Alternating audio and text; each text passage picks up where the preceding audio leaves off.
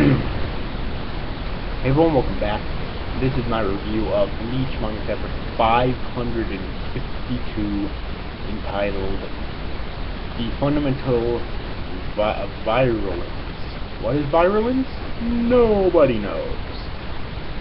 So yes, this chapter was very simple and I really liked it, but there is one major problem that I have though. So of course get into that last. So basically what happened in this chapter was both Toshiro and Rangiku seem to be dead. I know they're not going to be dead, at least not Toshiro because he's a fan favorite character, but they seem to be. Alright, and of course Chengdu is still in there taking over the fight. He releases Daigura and Hironimaru. Alright, we don't see anything from Soifon in this chapter. And by the way, I just have to mention this. Two things. First off, where the fuck is Ichigo? It's been so fucking long since we've seen him. And secondly, where the fuck is Kenpachi? Like, it's been even longer since we've seen him. Seriously. We need to see those two characters again. God damn it. So yeah. But anyways though. And the big thing here though is that Kisuke's way to get the Bankais back, and this is definitely a plot device, but Bleach has had so many fucking plot devices at this point that, you know, it's kind of expected of Kubo to do, you know, but basically, there's this pill that he created, alright, that they can take to get their Bankais back. That's basically the extent of it.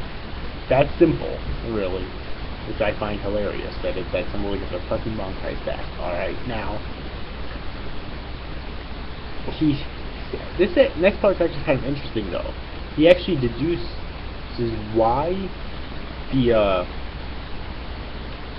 Quincy didn't steal the resurrections of the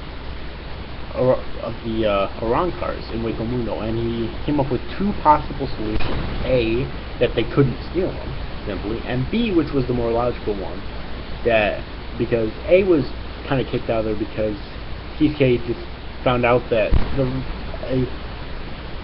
an Arancar resurrection was basically the same thing as a Soul Reaper's Bankai. Alright, so that already was blown out of the water right there. So then the second one is that this is basic, is that they couldn't because it would destroy them. And to explain this, he also explained why Quincy's have an inherent hatred for Hollows and Arancars and whatnot that goes beyond just tradition. Alright, basically the Hollow's very existence threatens to tear apart the Quincy soul. Now this is one of my problems with the chapter because it doesn't explain how. Like, why will the Arankar or the Hollows in general existence tear apart the Quincy soul?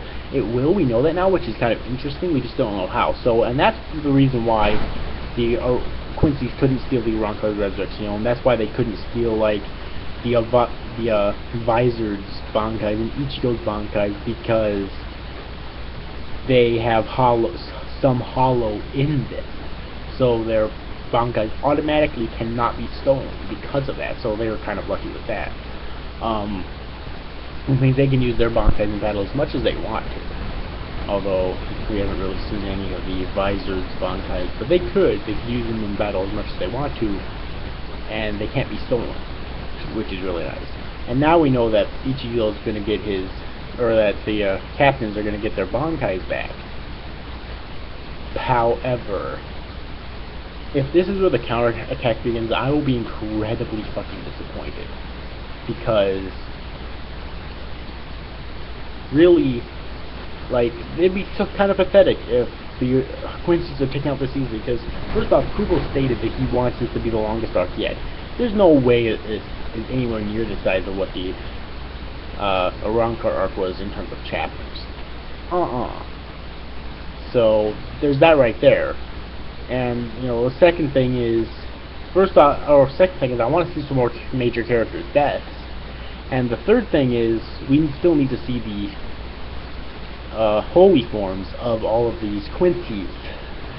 Like, seriously. And my guess is, say if Toshio gets his Bankai back and attacks Chengdu and the Bazdi and ends up overpowering them, they could just release their holy forms and take him out, you know. That's my thought anyways. Another thing is that I really hope that they don't skip over, like, the rest of Ichigo's training, maybe the rest of Kenpachi's training if there is any, and also the training for other characters to achieve a higher power, you know, like in terms of Shuhei it would be to achieve his Bankai, in terms of Sajin it would be to achieve some sort of special ability of their clan, or of his clan. I really hope they don't skip over that that Kubo doesn't skip over that training, because that would be so fucking disappointing, alright? I really want to see that. Yeah, but that's pretty much all I have to talk about in terms of this chapter. Chaptering overall, it was a really good chapter, but it just still left some things open, and I really hope that this goes on a lot longer than it seems like it's going to right now. And of course, there's always Juha Bach, who needs to be taken out too, and I always imagined him as the leader to like have multiple different levels of holy forms or something. That would be pretty fucking awesome. Then of course there's still Uryu, who now seems to be on the enemy side. You know, this could be just an act, but at the moment he seems to be on the enemy side. So yes. Anyway, overall, hope you enjoyed this review, guys. See you after, guys. Thanks for watching. Bye bye.